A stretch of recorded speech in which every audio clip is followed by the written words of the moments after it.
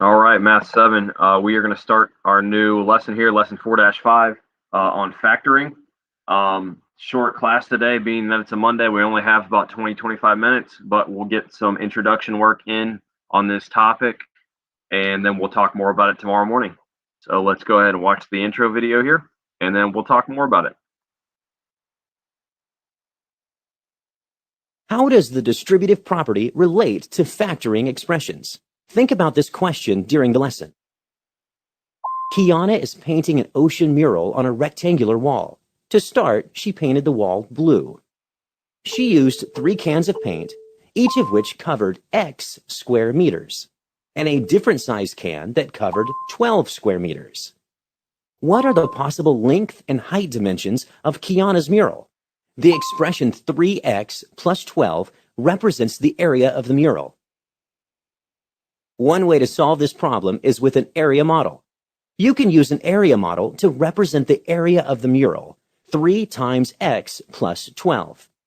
The first part of the area model represents the area covered by the 3 cans of paint.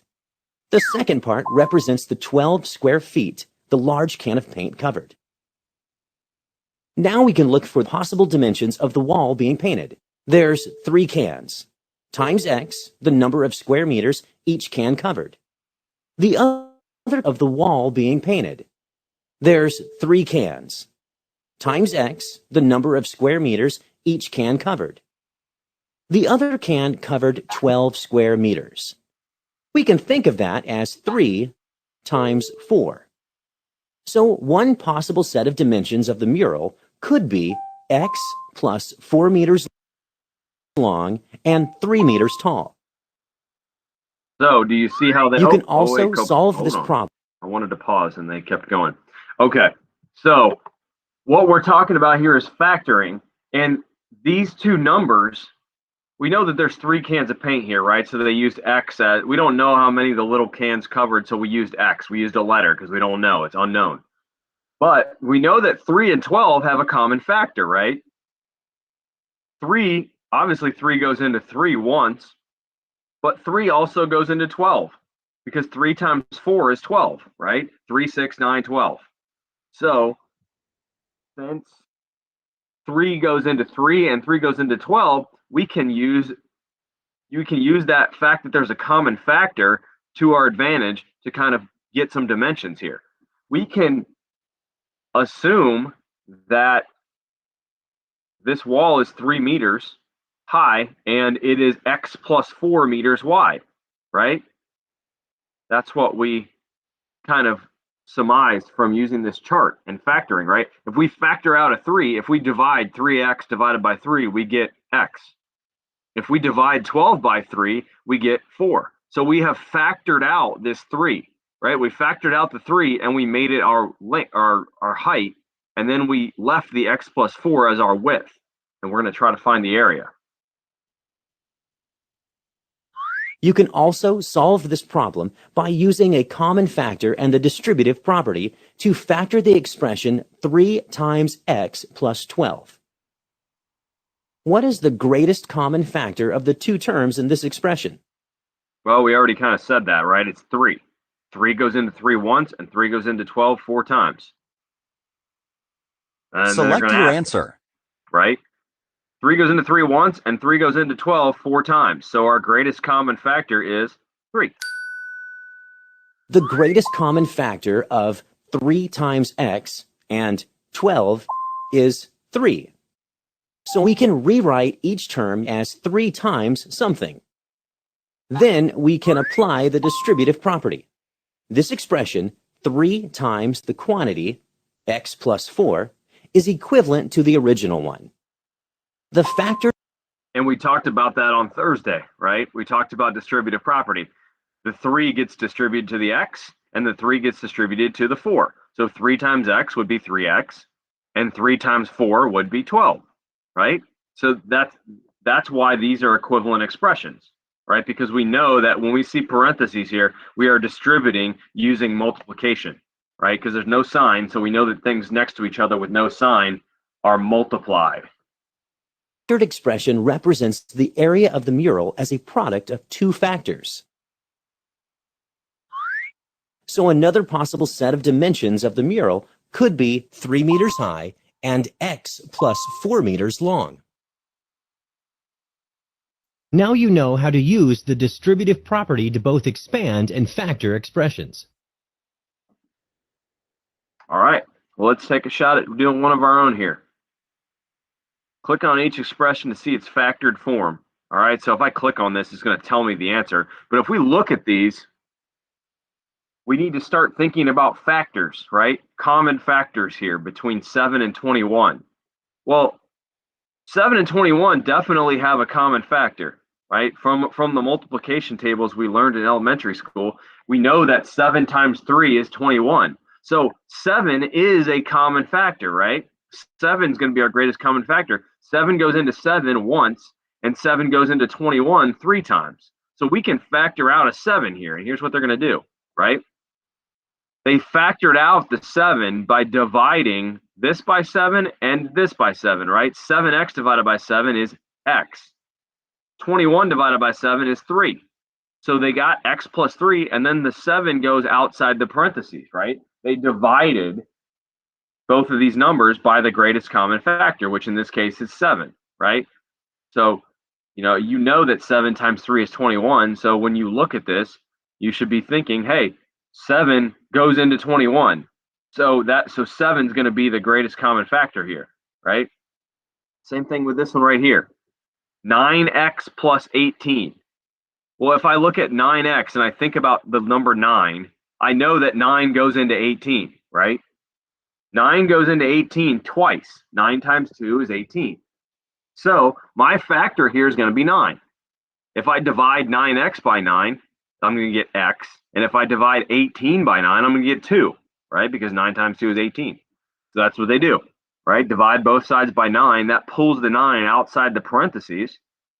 And you have x plus 2, right? We factored the 9 out. This one, it's a big number, but it's really not that hard, right? 1014.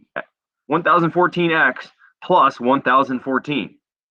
Well, it's a big number, but it's the same number, right? 1014 and 1014 are the same number. So obviously, we can just divide 1014 by both of these numbers, right? That is going to be the greatest common factor. 1014 goes into 1014 one time. Anything goes into itself once, right? Like anything divided by itself is 1. So we're just going to factor out this 1014, put it outside the parentheses, and then inside our parentheses we'll have x plus 1, right? Because this divided by 1014 is x, and this divided by 1014 is 1. So that's factoring, right? We are factoring things out. If we factor things out, they have to be a common factor, right? But we always want to do this if we can, because it's going to make things simpler for us. All right, let's click on to the next problem. Use factoring to write an expression for the length of the pool with the given width. Okay, so the given width is 4. All right. So they gave us an expression here as well, 4x plus 20, right? 4x plus 20. So 4x plus 20, and here's 20, right? 4 times 5. 1, 2, 3, 4. 4 rows of 5 is 20. If we counted all those up, we would get 20. So 4x plus 20, they want us to factor out the greatest common factor of 4 and 20. Well, we know that 4 times 5 is 20. So 4 is a common factor here, right? 4 is a common factor. We're going to factor out the 4. 4 divided by 4 is 1. So 4 divided by 4x is going to be x. And 20 divided by 4 is 5, right? So if I divide both by 4, my 4 is going to come out. And then 20 divided by 4 is 5, right? So we've got this factored equation.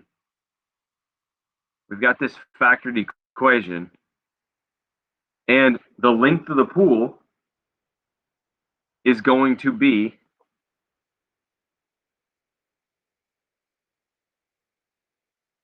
all right, we got 4x plus 5.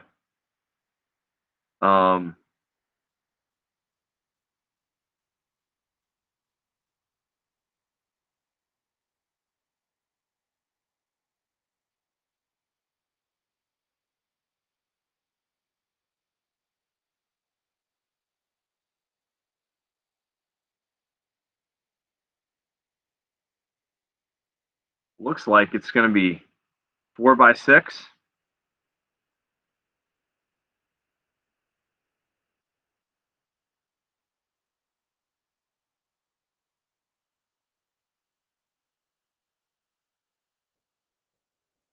All right.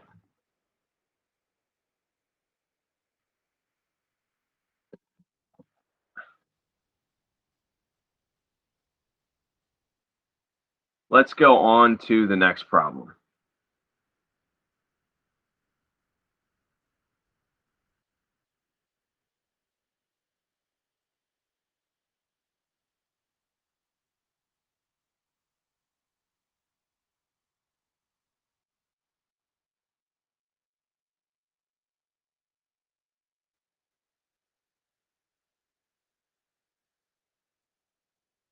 Oh, you know what? I know why I was so confused. I'm going to go back to that. Hold on.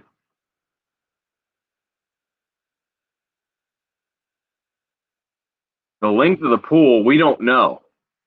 We don't know. We don't know this. Well, all we can do is factor things out. That's why I was confused, right? We factored out the 4. We have this.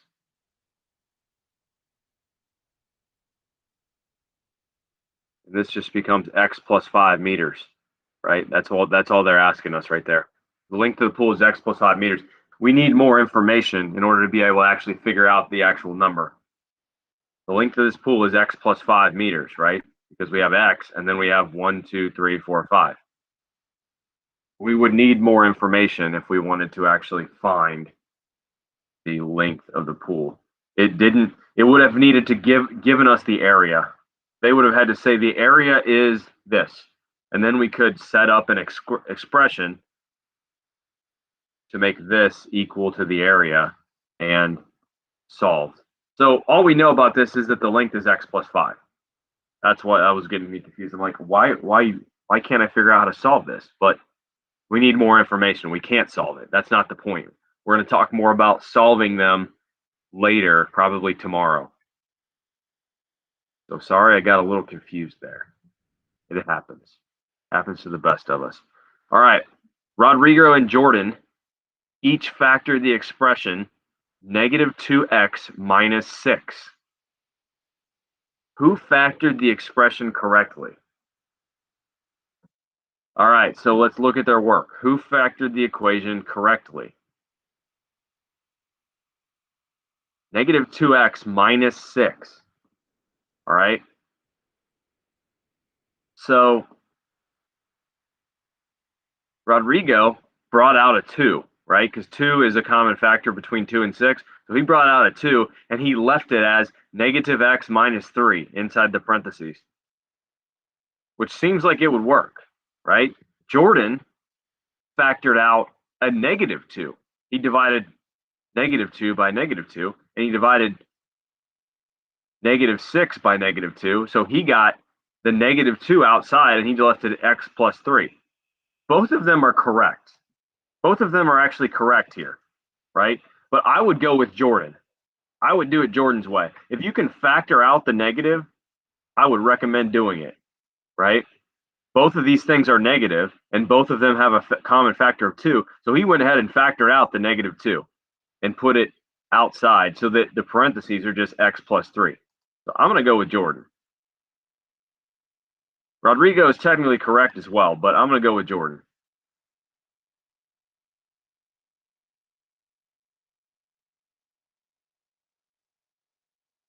See here, there you go. Both Rodrigo and Jordan are correct, right? Rodrigo factored out the 2 and this from it and left the negatives inside the parentheses, which is fine. Jordan factored out the negatives along with the 2s. So he got negative 2 outside and then left the parentheses as x plus 3. Both of them are correct because if we multiply and distribute here, if we multiply 2 times negative x, we get negative 2x. And if we multiply 2 times negative 3, we get negative 6. Same thing, we have a negative 2 that gets distributed. Negative 2 times x is negative 2x. And negative 2 times positive 3 is negative 6. So both of those are correct. Both of those are fine. I would prefer it Jordan's way, but they're both right. So let's show two different ways. All right, and this will be our last one for today because we're almost out of time. But let's show two different ways to factor this equation. So we have negative 4x minus 28.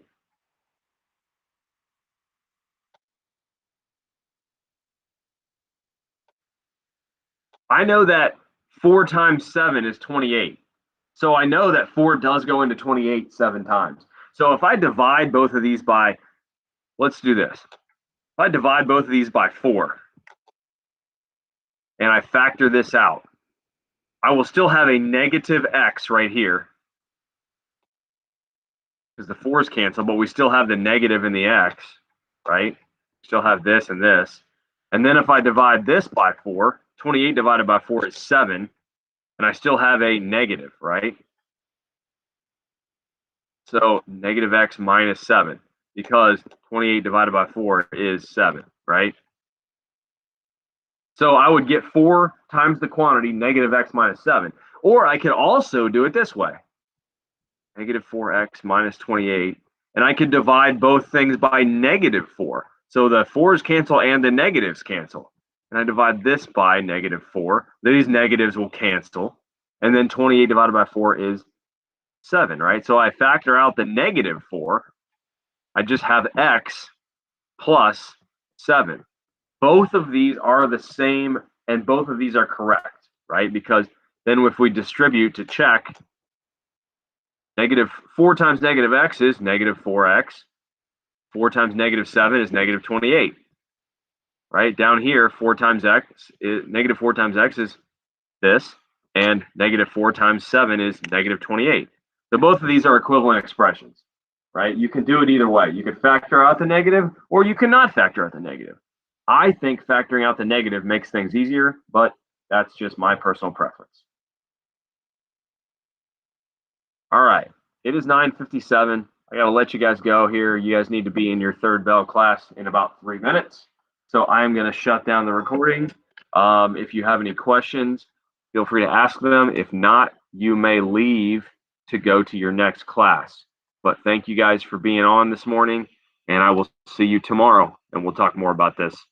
Thanks for being on today.